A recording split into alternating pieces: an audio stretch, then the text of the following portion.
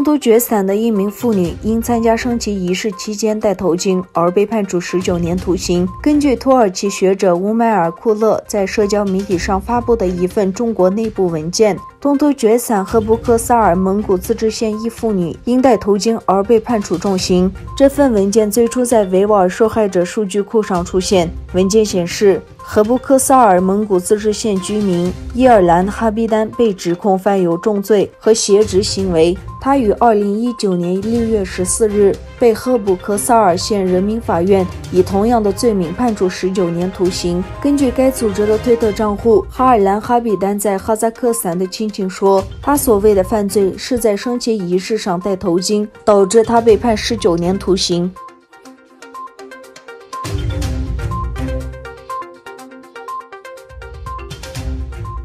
截止北京时间4月28日，全球武汉肺炎累计确诊病例超过307万例，累计死亡病例超过21.1万例。德国内政部发出的一份信函称，中国外交官与德国政府官员联络，试图鼓励他们就北京处理武汉病毒疫情大流行的问题说中国的好话。报道说，这份信函说，德国政府知晓中国一些外交官进行个人接触，试图促成肯定中华人民共和国政府疫情处理的公开声明。德国联邦政府没有遵从这类要求。这份信函注明的日期是4月22日，是德国联邦议会绿党议员玛格丽特·鲍斯的回应信函。鲍斯先前质问德国政府，中国外交官是否与德国官员进行联络，以试图让他们为中国说好话。中国外交部没有对路透社置评的请求立即做出回应。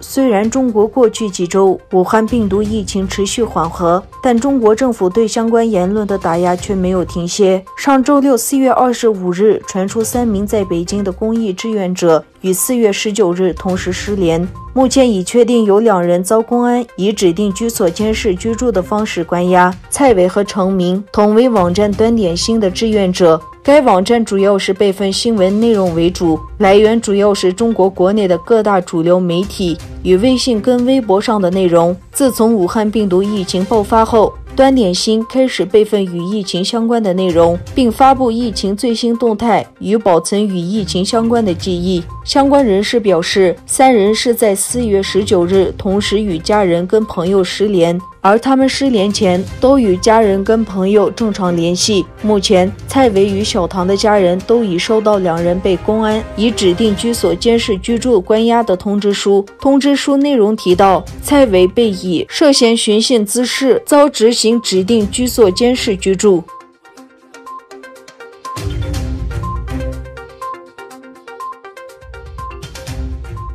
中国驻欧大利亚大使程敬业警告，若欧大利亚政府坚持对武汉病毒展开独立调查，将引发中国消费者的抵制。这涉及到访欧的学生与旅客，以及受欢迎的出口农产品，如牛肉和葡萄酒。程敬业在接受欧大利亚金融评论的专访时，谴责欧洲总理莫里森推进独立调查，并称此举是危险的。程敬业预测独立调查将不会引起全球领导人的响应。他说，中国留学生是欧洲学校最大的学生来源，同时中国也是欧洲最大的贸易伙伴。